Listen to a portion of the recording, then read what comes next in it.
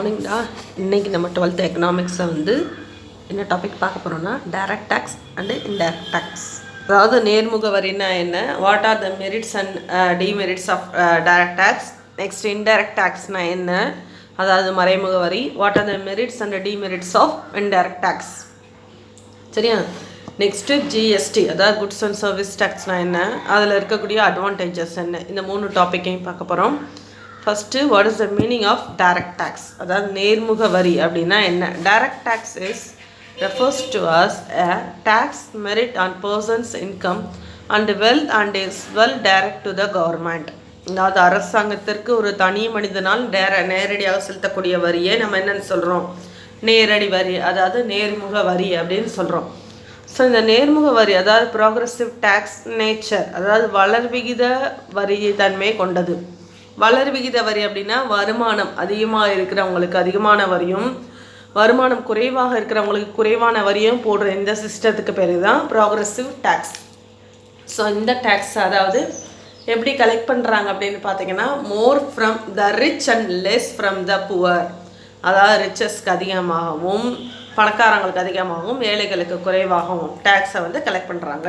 So this is called direct tax. இதோட plan எப்போ இந்த டைரக்ட் டேக்ஸ் யார் இதை இம்ப்ளிமெண்ட் பண்ணுறது அப்படின்னு பார்த்தீங்கன்னா, அதாவது the policy of the direct tax are be recommended by the central board of direct taxes, அதாவது சிபிடிடி, அதாவது central board of direct tax.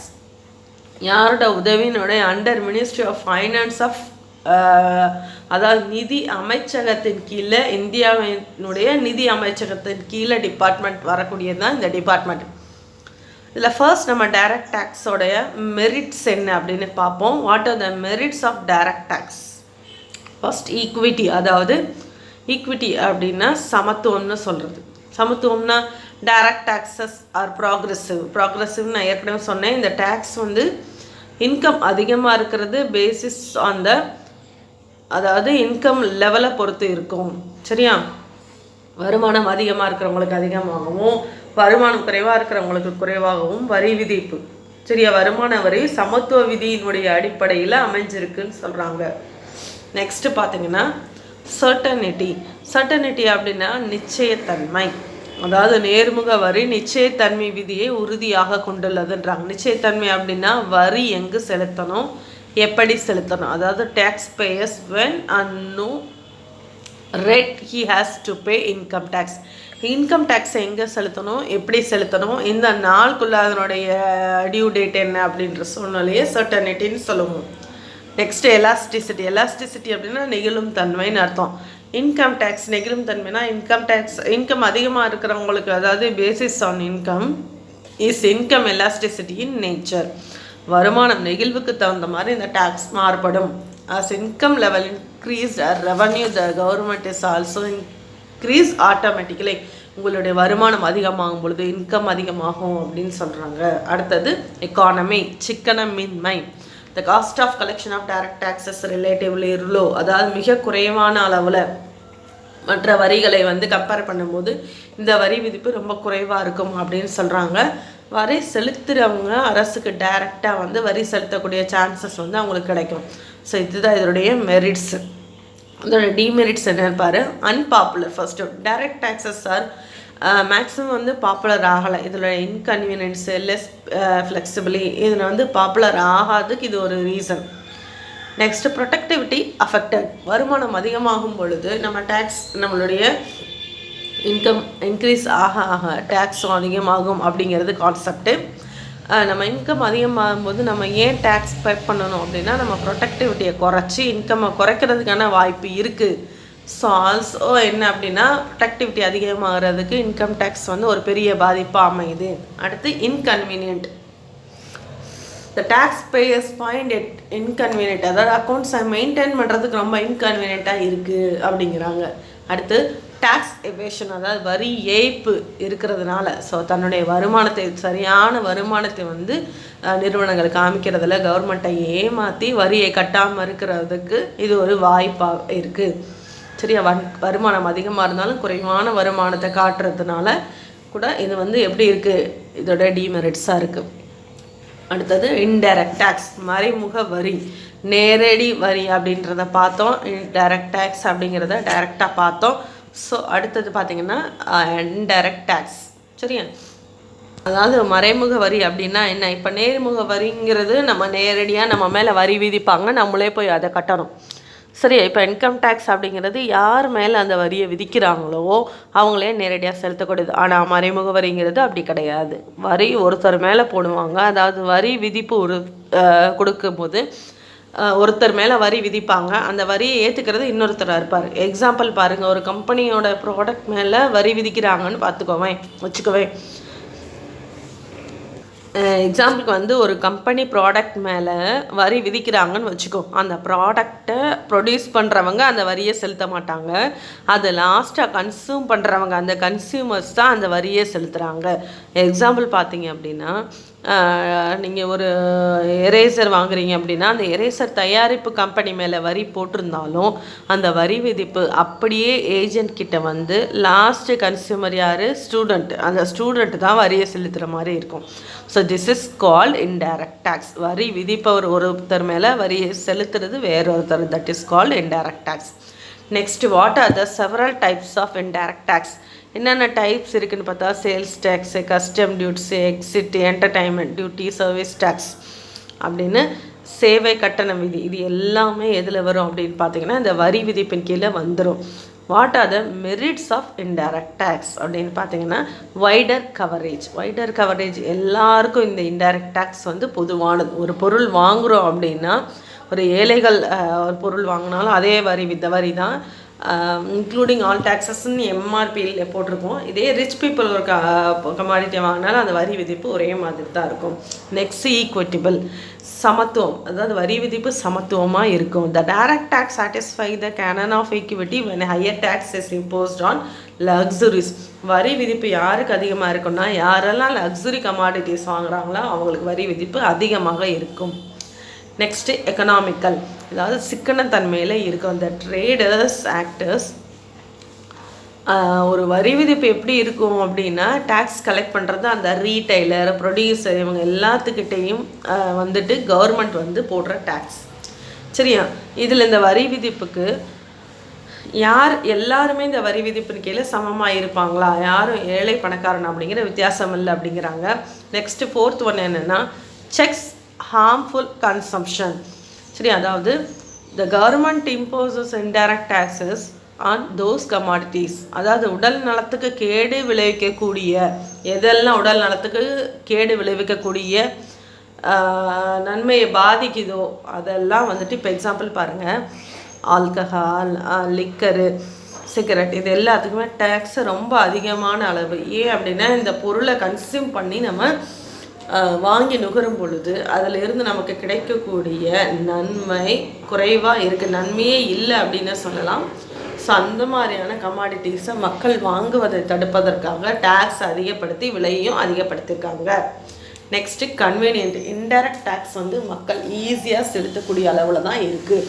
So இது எல்லாமே இதனுடைய மெரிட்ஸ். இதனுடைய டிமெரிட்ஸ் என்ன அப்படின்னு பார்த்தீங்கன்னா, ஹையர் காஸ்ட் ஆஃப் கலெக்ஷன். அதாவது எல்லாருக்கும் ஒரே மாதிரியான டேக்ஸ் போடுறதுனால ஒரு பிஸ்கட் பாக்கெட்டை ஏழைகள் வாங்கினாலும் 13 ரூபா தான், அதே ரிச் பீப்புள் வாங்கினாலும் 13 ரூபான்னு தான் வச்சுக்கோ. ஸோ இது ஒரு பெரிய ட்ராபேக்காக இருக்குது. அதுக்கடுத்து inelasticity. indirect taxes are less elastic compared to direct taxes. direct taxை கம்பேர் பண்ணும்போது இதில் குறைவான நெகிழ்வுத்தன்மை தான் இருக்குதுன்னு சொல்கிறாங்க. Next, regressive. இது தேய்கும் வரி விதிப்பை கொண்டது. தேய்வித வரி விதிப்பு அப்படின்னா வருமானம் அதிகமாகும்போது வரி விதிப்பு அதிகமானால், அதாவது இன்கம் இன்க்ரீஸ் ஆகும்போது டேக்ஸ் இன்க்ரீஸ் ஆச்சு அப்படின்னா that is called progressive tax. Income அதிகமாகுதோ குறையுதோ that is not a matter. அப்போ டேக்ஸ் ஈவனாக இருந்துச்சு, ஒரே மாதிரியாக இருந்துச்சுன்னா அதுக்கு பேர் ரெக்ரெசிவ் டேக்ஸ். ஸோ இன்டைரக்ட் டேக்ஸையும் நம்ம அதை தான் ஃபாலோ பண்ணுறோம். Next, uncertainty. The raising increase indirect tax increase the price and reduce the demand for the commodity. Indirect tax அதிகமாக போகிறதுனால ஒரு பொருளினுடைய எம்ஆர்பி ரேட் அதிகமாகும். அந்த எம்ஆர்பி ரேட் அதிகமாகும் போது அந்த பொருளுக்கான டிமாண்ட் ரெடியூஸ் ஆகுது. டிமாண்டு குறைஞ்சதுன்னா ப்ரொடக்ஷன் குறையும், ஸோ இன்கம் குறையும். ஸோ இது ஒரு கான்செப்ட், இது uncertainty. Next, no civic consciousness. Civic consciousness அப்படின்னா அது கிடையாது. அதாவது என்ன சொல்ல வராங்க அப்படின்னா, குடியுரிமை உணர்வின்மை அப்படின்னு சொல்லியிருக்காங்க. விலையுடன் வரி மறைந்து இருக்கிறதுனால நுகர்வோருக்கு வரி செலுத்துகிறோம் அப்படிங்கிற ஒரு உணர்வே, அந்த பேர்டனை, அந்த ஒரு கஷ்டம் விழிப்புணர்வே இல்லாமல் இருக்குது அப்படின்னு சொல்லலாம். அது என்ன, இந்த பொறிக்கு நம்ம வரி செலுத்தியிருக்கோம். மேக்ஸிமம் இந்த எக்கனாமிக்ஸ் படித்தவங்களுக்கு நிறைய தெரிஞ்சிருக்க சான்சஸ் இருக்குது. ஒரு எரேசர் வாங்கினாலும், ஒரு பென்சில் வாங்கினாலும், ஒரு சாக்லேட் வாங்கினாலும் எம்ஆர்பி பக்கத்தில் நீங்கள் பார்த்தீங்கன்னா இன்க்ளூடிங் ஆல் டேக்ஸஸ் அப்படின்னு போட்டிருப்பாங்க. எல்லா வரிகளும் உட்படுத்தப்பட்டதுன்னு போட்டிருப்பாங்க. நீங்கள் எந்த பொருள் வாங்கினாலும் நீங்கள் செக் பண்ணிக்கலாம். ஸோ இந்த வரி செலுத்துகிறோன்ற விழிப்புணர்வே இல்லாமல் நிறைய பேர் என்ன செய்கிறாங்க, வரி செலுத்திட்டு இருக்காங்க. ஸோ இது ஒரு பெரிய ட்ராபேக்குன்னு சொல்கிறாங்க. நெக்ஸ்ட் இதுக்கு இருக்கக்கூடிய கம்பேரிசன் பாரு, டைரக்ட் அண்ட் இன்டைரக்ட் டேக்ஸ்க்கு நான் சொன்ன பாயிண்ட்டையே தான் டேபிளில் கொடுத்துருக்காங்க, நீ ரெஃபர் பண்ணிக்கோ. நெக்ஸ்ட்டு ஜிஎஸ்டி அப்படின்னா என்ன, குட்ஸ் அண்ட் சர்வீஸ் டேக்ஸ்னால் என்ன, இது ஒரு இன்டைரக்ட் டேக்ஸ் தான். சரியா, இது ஒரு மறைமுக வரி விதிப்பு தான். Indirect tax which has replaced many indirect tax in India. அதாவது நிறைய வரி விதிப்புகள், வரி விதிப்புகள் இருந்தாலும் மிக முக்கியமாக பேசக்கூடியது வந்து இந்த ஜிஎஸ்டி. முதல்லலாம் இந்த 2017லலாம் ஜிஎஸ்டி அப்படின்னா என்னன்னே நம்மளுக்கு தெரியாமல் இருந்துச்சு. ஆஃப்டர் 2017 அதுக்கப்புறம் மார்ச் 29க்கு அப்புறம் ஜிஎஸ்டி அப்படிங்கிறது நீங்கள் வாங்கக்கூடிய ஒவ்வொரு பொருளுக்கும் ஜிஎஸ்டின்றது தனியாக பிரித்தே போடுறாங்க. 4 ரூபா, 5 ரூபா.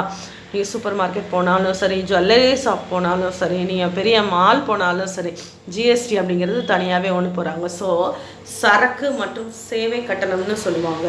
இதில் சிம்பிள் வேர்டு என்ன அப்படின்னு பார்த்தீங்கன்னா, இதை சிம்பிளாக எப்படி சொல்கிறோம் அப்படின்னு பார்த்தீங்கன்னா, goods and service charge is an indirect tax levied by the supply of goods and service. அதாவது பண்டங்களையும் பணிகளையும் அளிப்பில், அதாவது அதனுடைய அளிப்பு மீது விதிக்கக்கூடிய வரியை தான், அளிப்பு மீது விதிக்கக்கூடிய வரியை தான் மறைமுக விதி அப்படின்னு சொல்கிறோம். So that is called GST. நாடு முழுவதும் ஒரே மாதிரியான மறைமுக வரியாக ஜிஎஸ்டி வந்து உழவுது. இது வந்து நாடு முழுவதும் எப்படி இருக்குது, ஒரே மாதிரியான வரி விதிப்பு இருக்குது. ஸோ இதில் என்னென்ன காம்பனன்ட்ஸ் இருக்குது அப்படின்னு பார்த்தீங்கன்னா, அதாவது சேல்ஸ் டேக்ஸ், இதனுடைய காம்பனன்ட்ஸ் என்னென்னு பாரு. ஜிஎஸ்டியோட காம்பனன்ட்ஸு, ஜிஎஸ்டி வந்து 3 காம்பனன்ட்ஸை கொண்டது. ஒன்று சென்ட்ரல் ஜிஎஸ்டி, இன்னொன்று ஸ்டேட் ஜிஎஸ்டி, இன்னொன்று இன்டர்நேஷ்னல் ஜிஎஸ்டி அப்படின்னு சொல்கிறோம். சரியா, collective by the central government of state GST அப்படின்னு சொல்லியிருக்கோம். அதாவது ஒரு மாநிலத்துக்குள்ளே இருக்கக்கூடிய ஜிஎஸ்டி அல்லது மாவட்டத்துக்குள்ளே இருக்கக்கூடியது, அதாவது ஒரு கண்ட்ரிக்குள்ளே இருக்கக்கூடியது சென்ட்ரல் ஜிஎஸ்டி. ஸ்டேட் ஜிஎஸ்டின்றது ஒரு மாநிலத்துக்குள்ளே இருக்கக்கூடியது. அப்படின்றது இன்டர்நேஷ்னல் லெவலில் விதிக்கக்கூடிய ஐஜிஎஸ்டின்னு சொல்கிறாங்க. சரியா, நெக்ஸ்ட் இந்த ஜிஎஸ்டியோடைய நேச்சர் என்னென்ன அப்படின்னு பார்த்தோன்னா, என்னென்ன ஜிஎஸ்டி கீழே வருது அப்படின்னா, nature of sales tax, VAT and GST. இதோட நேச்சர் என்ன அப்படின்னு பார்த்தீங்கன்னா, sales tax was multi point tax with cascading effect. அப்படின்னா என்னென்னா, அதாவது இந்த வேல்யூ ஆடட் டேக்ஸ் எப்படி இருக்கும் அப்படின்னா, வேட்னா வேல்யூ ஆடட் டேக்ஸ், இந்த சேல்ஸ் டேக்ஸ் எப்படி இருக்கும் அப்படின்னா, எஃபெக்ட்ஸ் எப்படி இருக்கும் அப்படின்னா, மல்டி டேக்ஸ். சேல்ஸ் டேக்ஸுன்றது பல்முனை டேக்ஸ் அப்படிங்கிறது. அடுத்து வேல்யூ ஆடட் டேக்ஸ்ன்றது வித்தவுட் டேக்ஸ், அதோடைய அடித்தளை விளைவு இருக்காது அப்படிங்கிறாங்க. ஜிஎஸ்டி அப்படிங்கிறது அடித்தளை விளைவு இல்லாத ஒரு வரி விதிப்பு முறை தான். இதுவும் வேட்ன்றது அடித்தளை விளைவு இல்லாத பல்முறை வரி விதிப்பு முறை. ஜிஎஸ்டின்றது அடித்தளை விளைவு இல்லாதது. சரியா, ஸோ வேட்டு மல்டி டேக்ஸ் தான், ஆனால் ஜிஎஸ்டின்றது 1 பாயிண்ட் டேக்ஸ். இதுதான் சேல்ஸ் டேக்ஸும் வேட்டும் மல்டி பாயிண்ட் டேக்ஸ்ன்னு சொல்கிறாங்க. அதாவது பல்முனை வரி விதிப்பு வேட். ஜிஎஸ்டிங்கிறது ஒரு முனை வரி விதிப்பு அப்படின்னு சொல்லியிருக்காங்க. Next what are the advantages of ஜிஎஸ்டின்னு பார்த்தோம்னா, இது எதுக்காக, அதாவது mainly removal the cases effects sales of the goods and services. அதாவது இம்முறையில் வந்துட்டு வரி மீதான வரி ஜிஎஸ்டி இருந்துச்சு அப்படின்னா வரி மீதான வரி விதிப்பு தடுக்கப்படுது அப்படின்னு சொல்கிறாங்க. நேரடியாக பொருளின் விலையிலேயே, பொருளின் செலவிலேயே இது பிரதிபலிக்கப்படும்னு சொல்லியிருக்கிறாங்க. நெக்ஸ்ட்டு பார்த்தீங்கன்னா, GST is also mainly technologically drive. தொழில்நுட்ப ரீதியில் அமைஞ்சதாக பதிவு செய்கிறதுனால வரி விதிப்பை, வரி தாக்கல் செய்கிறத கூடுதலாக செலுத்தியது, திரும்ப வாங்கிறது, கோரிய விளக்கங்களுக்கு பதில் அளிக்கிறது, இந்த மாதிரியான ஜிஎஸ்டியினுடைய இதில் வந்து அந்த கன்செஷன்லாம் இருக்குது.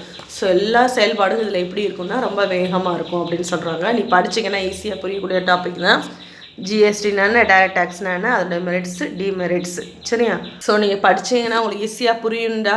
சரியா? இப்போ ஜிஎஸ்டினா என்ன, டைரக்ட் டேக்ஸ்னா என்ன, merits demerits, indirect tax merits demerits, ஜிஎஸ்டியுடைய அட்வான்டேஜஸ், இது எல்லாமே தனித்தனியான 2 மார்க்கில் 3 மார்க்கில் கேட்குறதுக்கு சான்சஸ் இருக்குது. இந்த 3ஐயும் படிச்சிட்டிங்கன்னா கண்டிப்பாக ஒரு கொஷின் கன்ஃபார்மாக வந்துடும். ஒன்று டைரக்ட் டேக்ஸில் வரும், இல்லாட்டி இன்டைரக்ட் டேக்ஸில் வரும். 3 மார்க்குடா. டைரக்ட் டேக்ஸு இன்டைரக்ட் டேக்ஸ் ஒரு 5 மார்க்கு வரதுக்கு வாய்ப்பு இருக்குது. சரியா? இதில் மெரிட்ஸ் ஆஃப் டைரக்ட் டேக்ஸஸ் வந்து செகண்ட் டீட்டெயிலாக இருக்குது.